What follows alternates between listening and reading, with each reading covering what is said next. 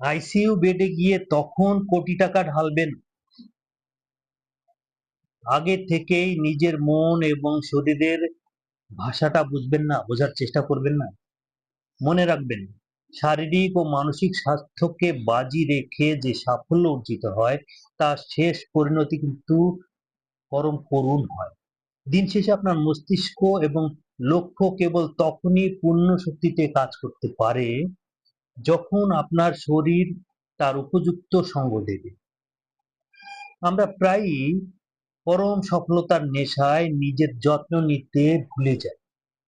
ফলে যখন আমরা সফলতা লাভ করি তখন তার ফল ভোগ করার মতো শারীরিক ও মানসিক অবস্থা আমাদের থাকে না।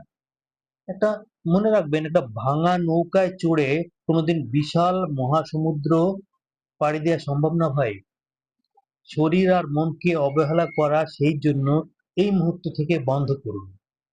নিজের ফিটনেস, মানসিক প্রশান্তিকে অগ্রাধিকার দিন, কারণ এটাই আপনার মূল চালিকা শক্তি। আর তা না হলে দিন শেষে জীবনের পড়ন্ত বেলায় এসে কিন্তু পস্তাতে হবে। ভালো থাকবেন। ভিডিওটি ভালো লাগলে বন্ধুদের শেয়ার করে দেখার সুযোগ করে দিন, আর এ ধরনের ভিডিও আরো পেতে আমার পেজটি ফলো দিয়ে রাখুন। ধন্যবাদ।